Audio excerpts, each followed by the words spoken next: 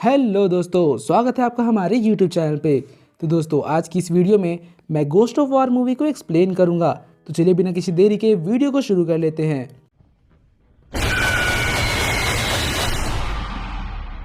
तो मूवी की शुरुआत 1944 के वर्ल्ड वॉर 2 की एंडिंग से होता है, जहां जंगल में कुछ अमेरिकन सोल्जर्स सो रहे होते हैं।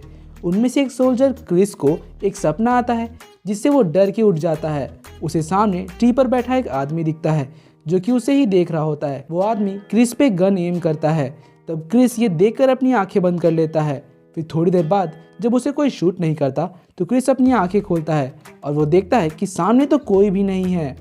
नेक्स्ट मॉर्निंग उनका ग्रुप आउटपोस्ट की तरफ जाता है। जाते वक्त उन्हें गाड़ी की आवाज़ सुनाई देती है तो वो तुरंत छुप जाते हैं और अपनी एनिमीज की जीप को ब्लास्ट करके उनके पास जाते हैं और बचे हुए सोल्जर्स को मारने लगते हैं। फिर इसके साथ ही बाकी सोल्जर्स के मुंह से गोल्ड टीथ निकाल लेते हैं। फिर वो लोग उनका मैप ले लेते हैं जिससे उन्हें उनके पोस्ट के बारे में पता चलता है। यहाँ क्रिस का एक साथी बुची एक जर्मन सोल्जर को बिल्कुल ठीक देखता है। उसे इस धमाके से कुछ भी नहीं हुआ था, तो इसलिए बुची उसे फाइट के लिए चैलेंज करता है। लेकिन वो सोल्जर बुची से ज़्यादा स्ट्रॉन्ग था क्योंकि वो बुची को अच्छी फाइट दे रहा था। इसलिए क्रिस उसे पीछे से शूट कर देता है और जाते हुए वो लोग उनकी चीज़ें भी ले लेते हैं। रास्ते में दोबारा उन्हें कोई अपने तरफ आते हुए दिखता है तो वो लोग जल्दी से नीचे बैठ जाते हैं। फिर स्कोप से देखने पर उन्हें सर्वाइवल का एक ग्रुप दिखता है जिसमें एक लेडी अपने बेटे को लेकर कहीं जा रही थी, लेकिन उनके पास ठंड से बचने के लिए कुछ भी नहीं था। तो क्रिस उन्हें जर्मन सोल्जर से लिया हुआ कोट दे देता है और साथ ही वो गोल्ड के तीत भी देता है ताकि उनका सर्वाइव करना आसान हो जाए। आउटपोस्ट पे जाते हुए वो एक जंगल से गुजर रहे थे। वहाँ क्रिस उन्हें बताता है कि जिस पोस्ट पे हम लोग जा रहे हैं असल में वो एक कैसल है जिसकी हमें प्रोटेक्शन करनी है। अगली सुबह वो लोग कैसल पहुंचते हैं। वहां बाहर एक गार्ड सोया हुआ था। वो जैसे ही क्रिस के ग्रुप को वहां आता हुआ देखता है तो जल्दी से जाकर अपने ग्रुप को बताता है कि हम अब ये कैसल छोड़कर जा सकते हैं। तो वो लोग जल्दी जल्दी वहां से जाने की तैयारी करने लगते हैं। क्रिस ये देखकर हैरान हो जाता है कि ये लोग यहाँ से जाने के लिए इतना जल्दी क्यों कर रहे हैं, जबकि ये तो एक अच्छी और सेफ जगह है। तो उनका कमांडर क्रिस को कहता है कि यहाँ कुछ ऐसा है जो उन्हें कैसल छोड़ने पर मजबूर कर रहा है। बुची उनसे कहता है कि जाते हुए तुम लोग अपना रेडियो यहाँ छोड़ जाओ और फिर वो ग्रुप जल्दी से वहाँ से निकल जाते हैं। अगले सीन में हम उन सोल्जर्स को किचन में खाना बनाते हुए देखते हैं। मीनवाइल बुची और क्रिस कैसल को विजिट कर रहे होते हैं। बुची को विजिट के दौरान एक पियानो दिखता है तो वो उसे बजाने लगता है। उस पियानो की आवाज़ घर के कोने कोने में जाती है। फिर क्रिस को एक रूम से किसी की आवाज़ सुनाई देती है तो वो आवाज़ का पीछा करते हुए एक रूम में पहुंचता है जहां उसे जगह जगह फ्लोर पे बर्निंग स्पॉट्स दिखती हैं। यहाँ बुची को भी फील होता है कि कोई वॉशरूम के अंदर है।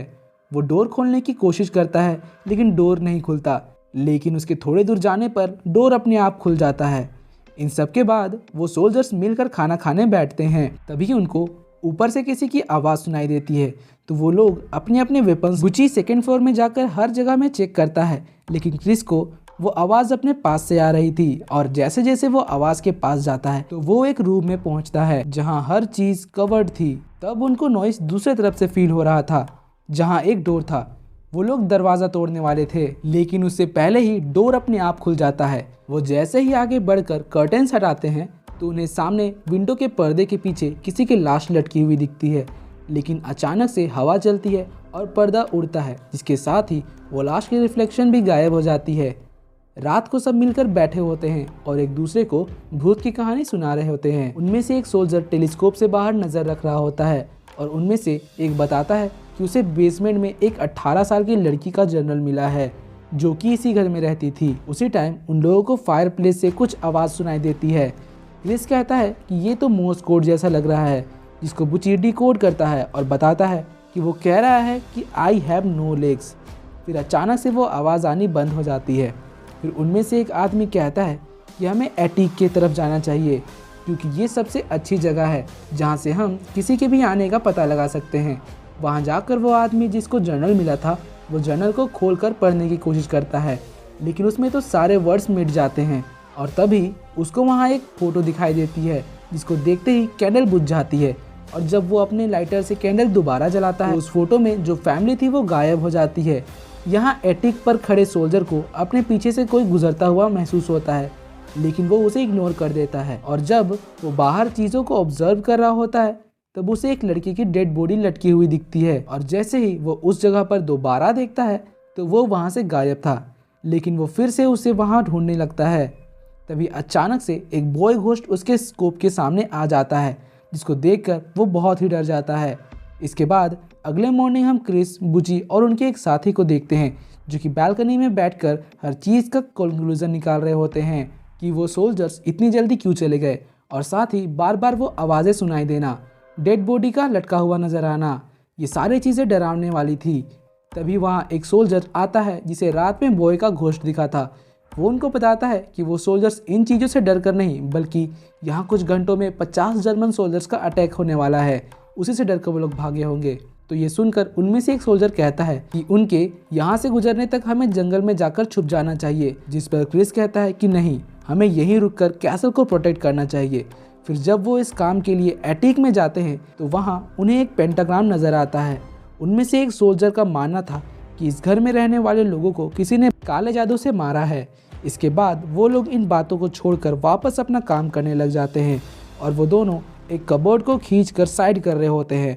लेकिन तभी जैसे ही वो कबोर्ड पेंटाग्राम के बीच में आता है, उसका डोर अपने आप बंद हो जाता है और उस सोल्जर के सारे फिंगर्स टूट जाते हैं। और उसी वक्त दूसरे सोल्जर को मिरर में वापस उसी लड़की की डेड बॉडी नजर आती है, मगर पीछे मुड़ने पर वहाँ कुछ भी नहीं था। इसके बाद हम फिर से उस ग्रुप को एक जगह पर इकट्ठा देखते हैं जो बैठकर रेडियो पर अपने कमांड्स ले रहे थे। अभी उनके रेडियो से अजीब सी आवाज़ आने लगती है जिसमें एक लेडी कहती है कि मैं आ रही हूँ, जिससे उनको ये कंफर्म हो जाता है कि ये कैसल हॉन्टेड है। तभी उनमें से एक सोल्जर कहता है कि हमें जर्मन सोल्जर्स के आने से पहले यहाँ से निकल जाना चाहिए, मगर इसी दौरान फायर प्लेस से फिर से आवाज़ें आने लगती है जैसे पहले आ रही थी, जिसको डिकोड करके बुची यही लिख पाता है कि इफ़ यू लीव।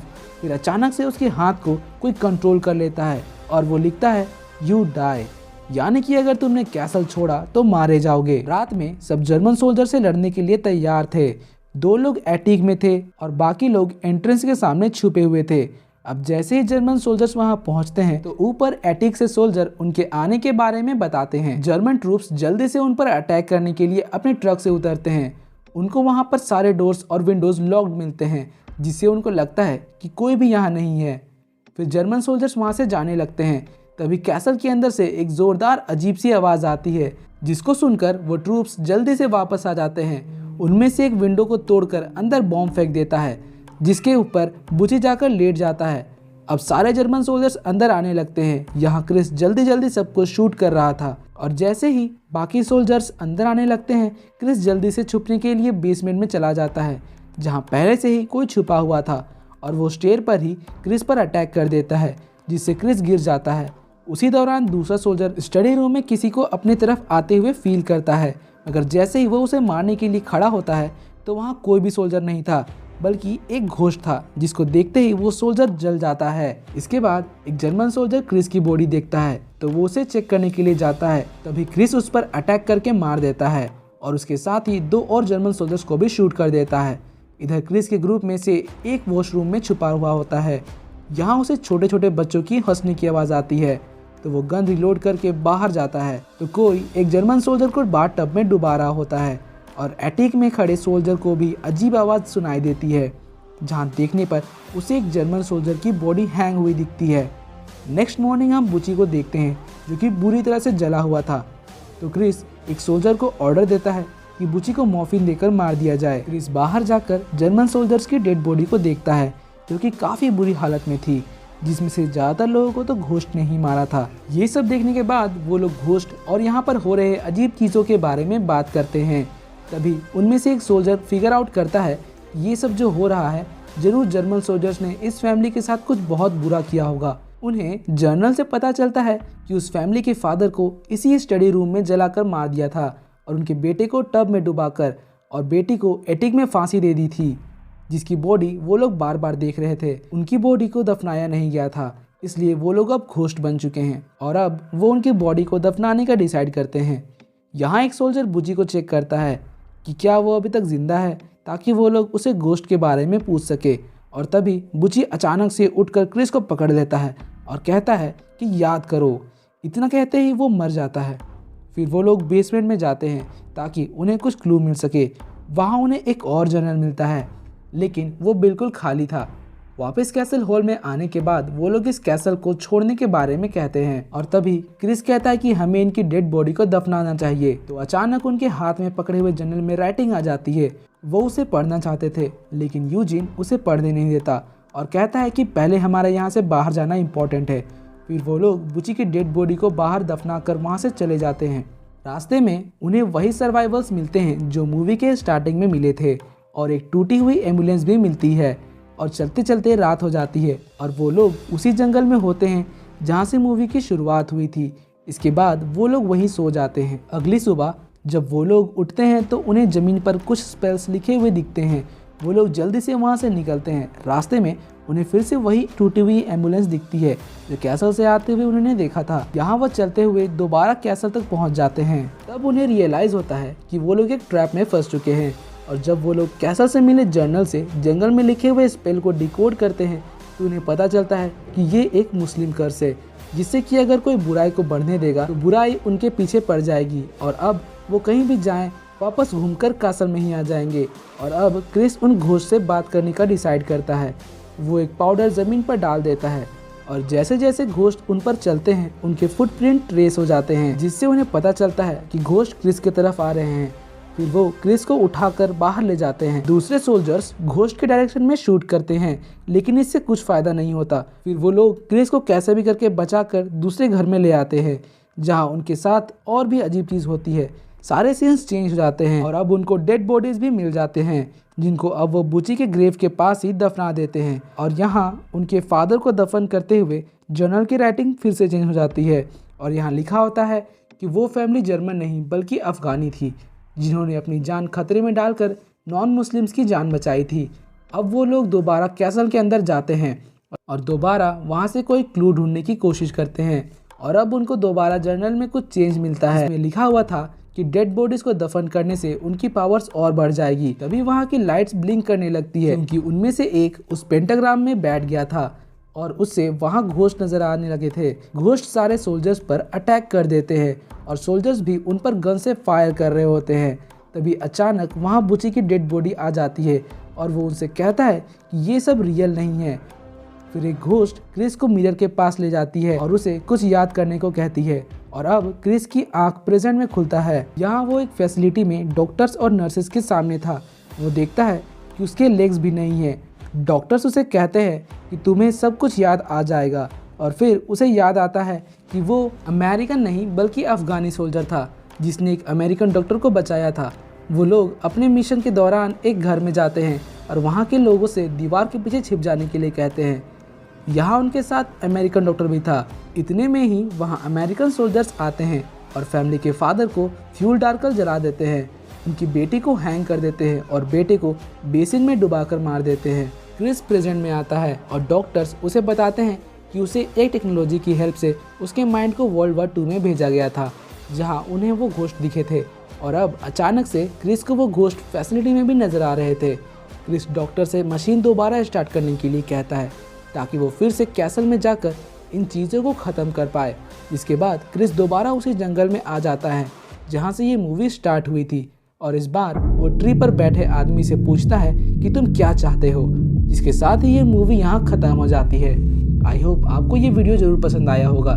जाने से पहले वीडियो को लाइक, कमेंट और चैनल को सब्सक्राइब जरूर कर दीजिएगा। तो मिलते हैं आपसे अगले ऐसी किसी नई इंटरेस्टिंग वीडियो में।